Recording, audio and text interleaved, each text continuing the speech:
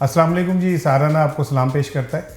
और मैंने याद होगा 11 जुलाई को आपसे कहा था कि पंजाब में तब्दीली ठहर गई है।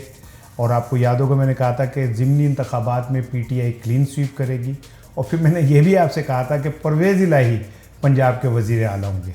आज सुप्रीम कोर्ट ने परवेज़ इलाही साहब को अब वज़ीर आला ना सिर्फ कह दिया बल्कि डिप्टी स्पीकर की रूलिंग को भी उन्होंने गैर आइनी करार दे दिया। हमज़ा शहबाज की भी छुट्टी करा दी। और जब आप ये वीलॉग देख रहे होंगे तब तक परवेज़ इलाही साहब जो हैं वो हल्फ उठा चुके होंगे। यहाँ तक कि अगर गवर्नर ने हल्फ ना लिया तो सदर मुमलिकत उनसे हल्फ लेंगे, जिसका मतलब ये कि इस टून को आपको अंदाज़ा हो गया होगा कि अदालत इस हवाले से कितनी स्ट्रिक्टली अपने फ़ैसले पे अमल करवाने के लिए वो स्टैंड ले रही है।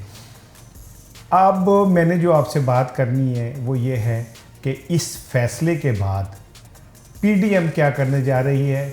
और स्पेशली पीडीएम तो छोड़े, ये तो एक कठपुतली है, नवाज़ शरीफ और आसिफ अली जरदारी क्या करने जा रहे हैं, ये बड़ा अहम है। और ऐसा वो क्या प्लान करने जा रहे हैं जिसका ये इस सारे ये जो अनएक्सपेक्टेड सारा कुछ हुआ है इसके बाद अब वो क्या स्टांस लेंगे, मैं आज इस पे बात करूँगा। लेकिन देखिए, आपको मैं एक चीज़ बताऊँ, पाकिस्तान अनहोनियों का मुल्क है। कोई सोच भी नहीं सकता था कि नवाज़ शरीफ जो 3 वक्त के वज़ीर आज़म रहे हैं उन्हें इस तरह निकाल दिया जाएगा एक उकामे पे।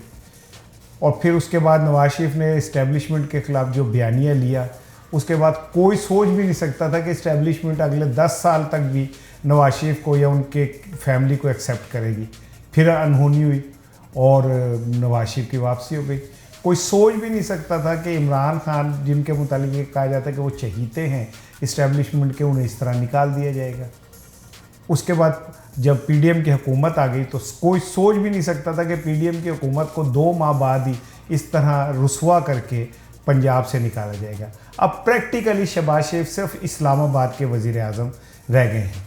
उनके पास ना केपीके है, ना सिंध है, ना बलूचिस्तान है, ना पंजाब है, और वो सिर्फ इस्लामाबाद तक महदूद हो गए। अब पीडीएम जो बड़ा ऐलान करने जाएगी वो यही है कि वो इस फैसले को ना तस्लीम नहीं करेंगे। वो सुप्रीम जुडिशल कौंसिल में जा सकते हैं, वहाँ जाके अब दरख्वास्त दे सकते हैं, वहाँ पे जाके सुनवाई कर सकते हैं, वो इदारों को जो है इस पे मुखातिब कर सकते हैं।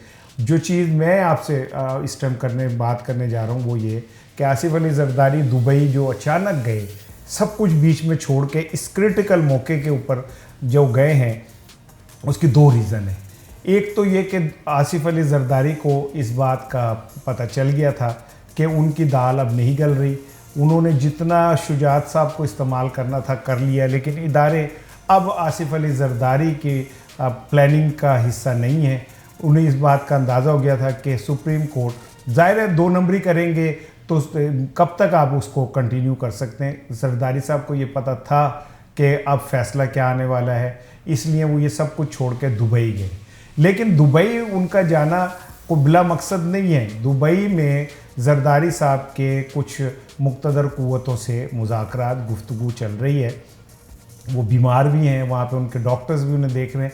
लेकिन असल चीज़ जो है वो ये कि 2 तरह का वो ट्रीटमेंट ले रहे हैं, एक जिस्मानी और एक सॉफ्टवेयर का ट्रीटमेंट।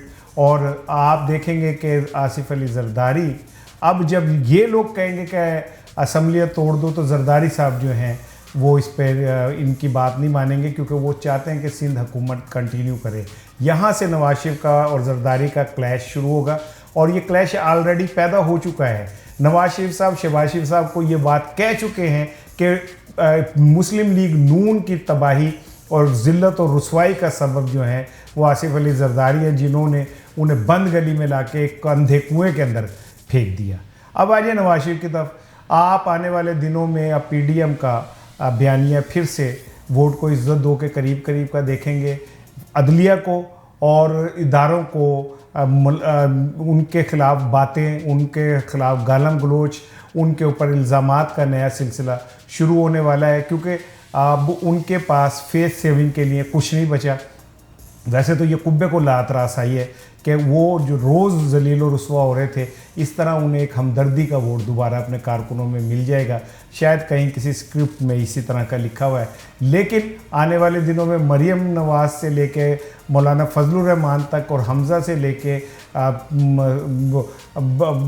तलाल तक और तलाल से लेके अब मुस्लिम लीग नून की तमाम क़यादत को आप देखेंगे कि वो अदलिया के ऊपर इल्ज़ामात शुरू करेंगे। वही अदलिया जो इतवार वाले दिन हमज़ा की आउट ऑफ द वे ज़मानत ले लेती है, और वही अदलिया जो शहबाज शरीफ को एक कागज़ उन्होंने लिख के दिया और उन्होंने सुप्रीम कोर्ट से जिस शख्स को कहा गया था कि ये झूठा है, सादिक अमीन नहीं है, उसे लंदन भेज दिया गया। और वो आज तक शहबाज शरीफ से ये नहीं पूछ सकी अदलिया कि आपने ज़मानत दी थी और वो बंदा क्यों नहीं आ रहा। और वही अदलिया जो जिसने 5 दफ़ा अटैम्प्ट के बावजूद शहबाज शरीफ के ऊपर मनी लॉन्ड्रिंग की फ़र्द जुर्म नहीं लगने दी, उसी अदलिया को अब ये गालियाँ देंगे और इदारों को गालियाँ देंगे कि हमें बुला के जलील कराया गया और जलील करवा के हमें इस तरह निकाला गया।